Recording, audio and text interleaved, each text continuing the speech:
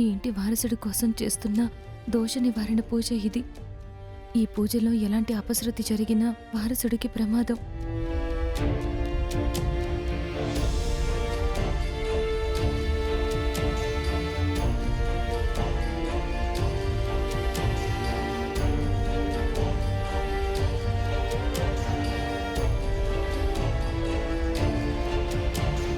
ఎలా అయినా ఈ పూజ నిర్విరామంగా జరగాలి.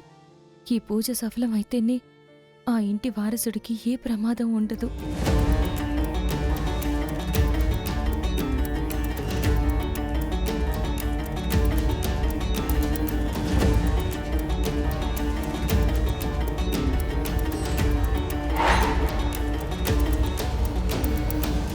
ఏరమ్మా ముత్తైదువులు? నీ భర్త ముత్తైదువుల కోసం వెళ్ళాడు కదా, ముగ్గురు ముత్తైదువుల్ని తీసుకురాలేకపోతున్నారా? ఏంటమ్మా ఇది? వచ్చేస్తారు పంతులు గారు. మరి సమయం మించిపోతే నేను కూడా ఏం చేయలేనమ్మా. లేదు పంతులు గారు, వచ్చేస్తారు.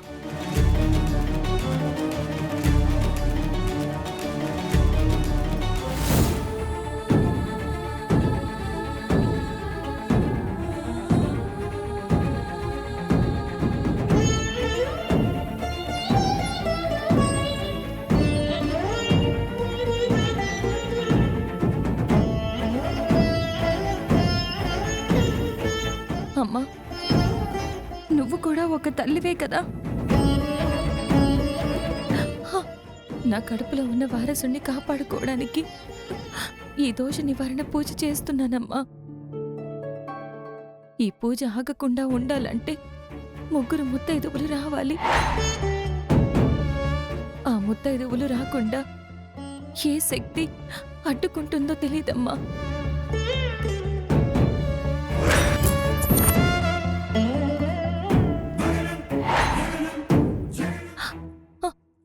దయచేసి ఈ అభాగ్యురాల్ని కరుణించి ముత్తైదువులొచ్చే మార్గం చూపించు తల్లి. నా కడుపులో ఉన్న వారసుడికి ప్రమాదం జరిగితే ఎన్ని రోజులు నేను పడ్డ కష్టాలకి, పెట్టిన కన్నీళ్ళకి, ఎదుర్కొన్న సమస్యలకి అర్థమే ఉండదు తల్లి. అమ్మా, నీ బిడ్డ తన బిడ్డ కోసం చేతులు చాచి అర్థిస్తుంది తల్లి. నన్ను కరుణించు, నన్ను కరుణించు.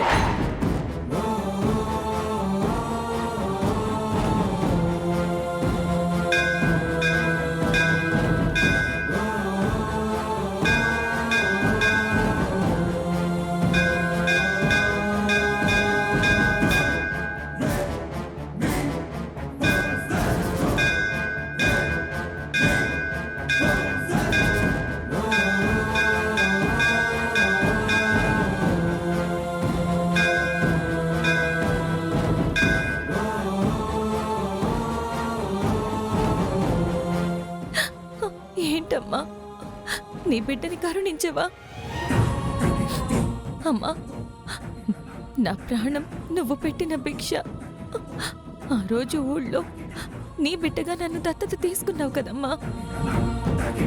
నీ బిడ్డ తన బిడ్డ కోసం ప్రాధేయపడుతోంది. కటాక్షించు తల్లి.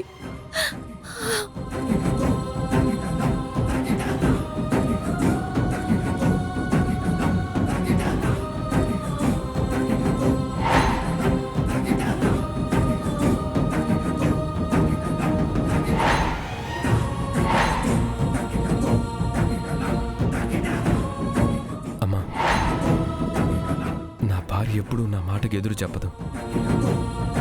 అలాంటిది ఈరోజు నా మాట కాదని మరి మా కోసం, మా కుటుంబం కోసం పూజ చేస్తుంది.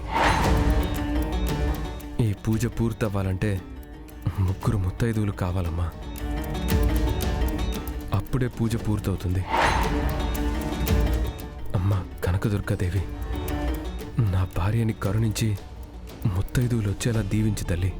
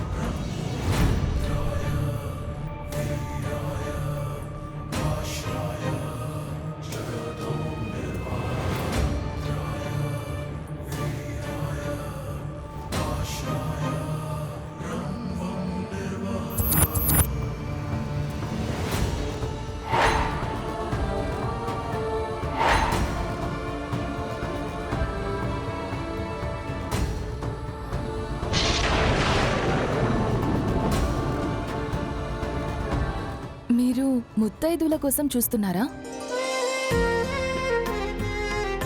అవునండి, ఇందాకటి నుంచి ఎవరిని అడిగినా రాననే అంటున్నారు. మీ అంతటి మీరే వచ్చారు, మీకెలా తెలుసండి? నాకన్నీ తెలుసు. ఏమన్నారు? ఈరోజు అష్టమి, శుక్రవారం. నాకు చాలా ఇష్టమైన రోజు. గుడికొస్తే ఎవరో ఒకరు ముత్తైదువు కోసం అడుగుతూ ఉంటారు. అలాగే మీకు ముత్తైదు అవసరం ఉందేమో అని నేను అడిగాను.